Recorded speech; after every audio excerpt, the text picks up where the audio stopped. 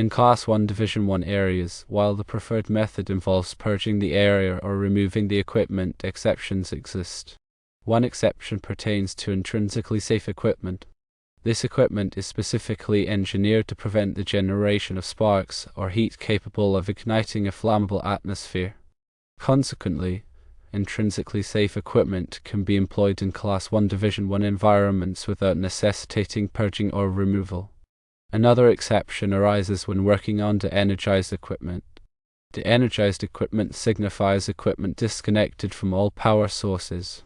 Similar to intrinsically safe equipment, de-energized equipment can be handled in Class 1 Division 1 zones without purging or removal. However, even when dealing with intrinsically safe or de-energized equipment, adhering to safety measures is crucial to mitigate the risk of igniting flammable atmospheres. Firstly, utilize non-sparking tools. These tools are designed to minimize the risk of generating sparks during use, reducing the likelihood of ignition in a hazardous environment. Secondly, wear anti-static clothing. Anti-static clothing helps prevent the buildup of static electricity, which can discharge as a spark and ignite flammable substances. Thirdly, ensure all equipment is properly grounded. Grounding provides a path for stray electrical currents to flow safely to the ground, preventing the buildup of voltage that could lead to sparking. Fourthly, use explosion-proof lights. Explosion-proof lights are designed to contain any internal explosion, preventing it from propagating to the surrounding environment and igniting flammable materials.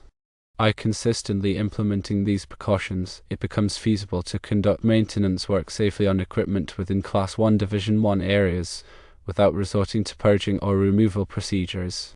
Working safely in hazardous locations like Class 1 Division 1 requires a comprehensive understanding of the potential risks and the appropriate safety measures. It's important to consult with qualified professionals and adhere to all applicable regulations and standards. The National Electrical Code, or NEC, provides detailed guidelines for electrical installations in hazardous locations. It's important to remember that Class 1 Division 1 locations are areas where ignitable concentrations of flammable gases, vapors, or liquids are present continuously, intermittently, or periodically under normal operating conditions. This means that any electrical equipment used in these locations must be specifically designed and tested to prevent ignition. Intrinsically safe systems limit the energy available in electrical circuits to a level below that required to ignite a specific hazardous atmospheric mixture.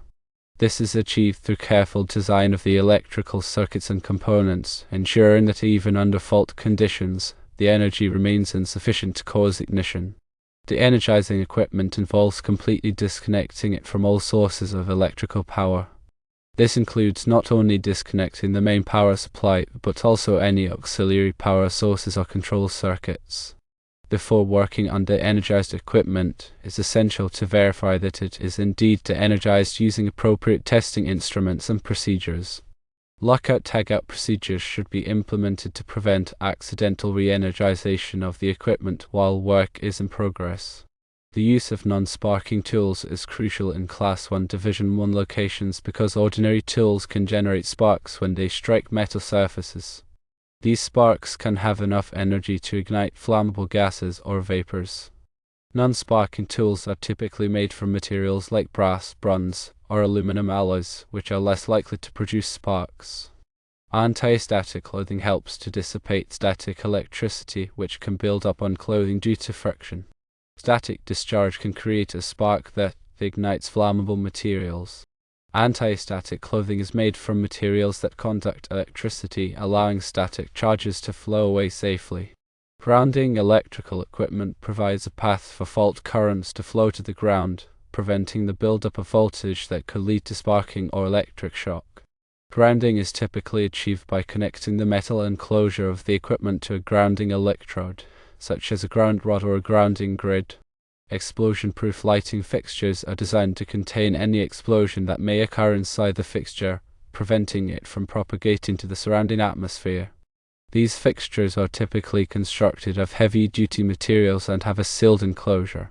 In addition to these specific precautions, it's also important to follow general safety practices when working in Class 1 Division 1 locations. This includes wearing appropriate personal protective equipment, such as safety glasses, gloves, and hearing protection. It also includes maintaining good housekeeping practices to prevent the accumulation of flammable materials. Regular training and refresher courses are essential for ensuring that personnel are knowledgeable about the hazards of working in Class 1 Division 1 locations and the proper safety procedures. The training should cover topics such as the characteristics of flammable materials, the principles of intrinsic safety, the importance of de-energizing equipment, and the proper use of non-sparking tools. It's also important to have emergency procedures in place in case of an accident. These procedures should include instructions for evacuating the area, contacting emergency services, and providing first aid. Regular drills should be conducted to ensure that personnel are familiar with the emergency procedures. Electrical equipment used in Class 1 Division 1 locations must be certified by a recognized testing laboratory to ensure that it meets the applicable safety standards. The certification mark indicates that the equipment has been tested and found to be safe for use in hazardous locations. When selecting electrical equipment for Class 1 Division 1 locations, it's important to consider the specific characteristics of the hazardous atmosphere. This includes the type of flammable material, its ignition temperature, and its explosive limits. The equipment must be suitable for the specific hazardous atmosphere in which it will be used. Proper installation and maintenance of electrical equipment are essential for ensuring its continued safe operation.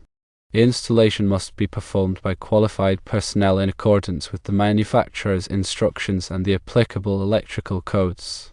Regular inspections and maintenance should be conducted to identify and correct any potential problems before they can lead to an accident. It's important to keep accurate records of all inspections, maintenance, and repairs. These records can be used to track the performance of the equipment and to identify any recurring problems. In some cases, it may be necessary to use special enclosures to protect electrical equipment from the hazardous atmosphere. These enclosures are designed to prevent the entry of flammable gases or vapors. The enclosures must be properly sealed and maintained to ensure their effectiveness. When working in Class 1 Division 1 locations, it's important to be aware of the potential for static electricity to build up on non-conductive materials. This can be especially problematic in dry environments. To prevent static buildup, it's important to use anti-static materials and to ground any non-conductive objects that could accumulate a static charge. The NEC provides specific requirements for wiring methods in Class 1 Division 1 locations. These requirements are designed to minimize the risk of ignition due to electrical faults. Wiring must be installed in rigid metal conduit or in other approved raceways. The conduit must be sealed to prevent the entry of flammable gases or vapors. The use of flexible cords is generally prohibited in Class 1 Division 1 locations, except for specific applications where flexibility is essential.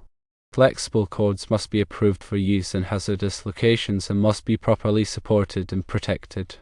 The NEC also provides requirements for grounding and bonding in Class 1 Division 1 locations. Grounding and bonding are essential for minimizing the risk of electric shock and for providing a path for fault currents to flow to the ground.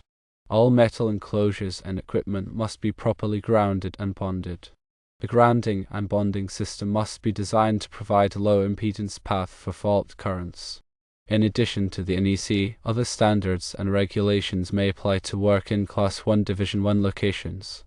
These standards and regulations may be issued by organizations such as the Occupational Safety and Health Administration, or OSHA, and the National Fire Protection Association, or NFPA. It's important to be familiar with all applicable standards and regulations and to comply with them at all times. Working in Class 1 Division 1 locations requires a high level of knowledge, skill, and attention to detail. It's essential to follow all safety procedures and to take all necessary precautions to prevent accidents. By working safely, it's possible to protect yourself and others from the hazards of working in these dangerous environments. The goal of all safety measures in Class 1 Division 1 areas is to prevent the simultaneous presence of three elements, often referred to as the fire triangle: fuel, oxygen, and an ignition source. By eliminating or controlling any one of these elements, the risk of fire or explosion can be significantly reduced.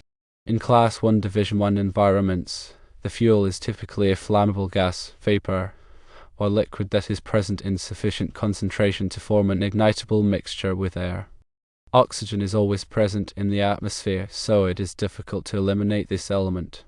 Therefore, the primary focus of safety measures is to control ignition sources. Ignition sources can include electrical sparks, hot surfaces, open flames, static electricity, and friction. The various safety measures described above, such as the use of intrinsically safe equipment, the energizing equipment, using non-sparking tools, wearing anti-static clothing, grounding equipment, and using explosion-proof lighting, are all designed to prevent these ignition sources from coming into contact with the flammable atmosphere. In addition to these specific measures, it's also important to maintain a general awareness of the potential for ignition sources to be present. This includes being vigilant for any signs of equipment malfunction, such as overheating or sparking, and taking immediate action to correct the problem. It also includes being careful to avoid creating any potential ignition sources, such as smoking or using open flames. The NEC Article 500 provides definitions for Class 1, Class 2, and Class 3 hazardous locations. Article 501 specifically addresses Class 1 locations, further dividing them into Division 1 and Division 2 based on the likelihood of flammable substances being present. Understanding these classifications is fundamental to selecting and implementing appropriate safety measures. Class 1 Division 2 locations are areas where flammable gases, vapors, or liquids are handled, processed, or used, but are normally confined within closed containers or closed systems from which they can escape only in case of accidental rupture or breakdown of such containers or systems, or in case of abnormal operation of equipment. While the risk is low compared to Division 1, safety precautions are still necessary. Equipment suitable for Division 1 is generally permitted in Division 2, but equipment specifically designed and marked for Division 2 is also allowed. One should always refer to the manufacturer's instructions and the equipment's marking to ensure proper application. Regarding specific tasks that may be undertaken in Class 1 Division 1 areas, it's generally understood that tasks involving hot work such as welding or cutting are strictly prohibited unless the area is proven to be free of flammable substances. This often requires extensive gas monitoring and ventilation. Cold work, which involves tasks that do not generate heat or sparks, may be permitted under strict control and adherence to safety procedures. Even seemingly innocuous tasks like tightening bolts or replacing components require careful consideration and the use of appropriate tools and techniques. The permit to work system is a critical element of safety management in hazardous locations. This system requires a written authorization before any work is performed, outlining the specific tasks to be performed, the hazards involved, and the safety precautions to be taken. The permit must be reviewed and approved by qualified personnel before work can begin. Continuous gas monitoring is often required during work in Class 1 Division 1 areas to ensure that the concentration of flammable substances remains below the lower explosive limit, or LEL. Gas detectors are used to measure the concentration of flammable gases or vapors in the air. If the concentration exceeds a predetermined threshold, an alarm is triggered and work must be stopped immediately. Ventilation is another important safety measure that can be used to reduce the concentration of flammable substances in the air. Ventilation can be achieved through natural means, such as opening windows and doors, or through mechanical means, such as using fans or blowers. The goal of ventilation is to remove flammable gases or vapors from the area and to replace them with fresh air. The selection of appropriate electrical equipment for Class 1 Division 1 locations is a complex process that requires careful consideration of the specific characteristics of the hazardous atmosphere. The equipment must be designed and tested to prevent ignition of the flammable substances present. The equipment must also be suitable for the environmental conditions in which it will be used, such as temperature, humidity, and corrosion. The NEC provides detailed guidance on the selection of electrical equipment for hazardous locations. The NEC specifies the types of equipment that are permitted for use in different classes and divisions of hazardous locations. The NEC also specifies the marking requirements for electrical equipment used in hazardous locations. The marking must indicate the class, division, and group for which the equipment is approved.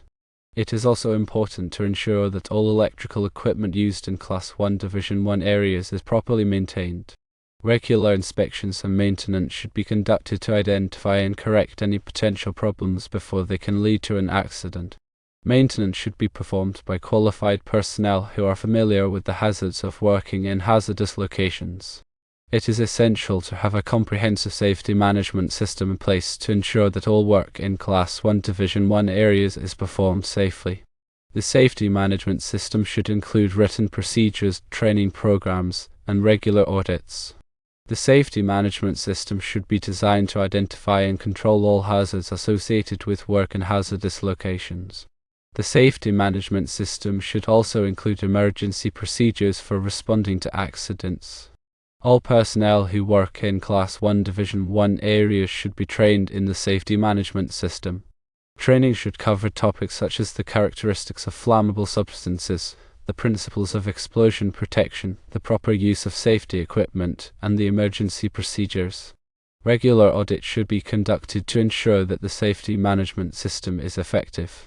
Audits should be performed by qualified personnel who are independent of the work being performed. The findings of the audit should be used to improve the safety management system. The use of technology can also enhance safety in Class 1 Division 1 areas. For example, remote monitoring systems can be used to detect leaks of flammable substances. Wireless communication systems can be used to improve communication between workers. Automated control systems can be used to reduce the need for human intervention in hazardous areas. Drones can be used to inspect equipment in difficult-to-reach areas.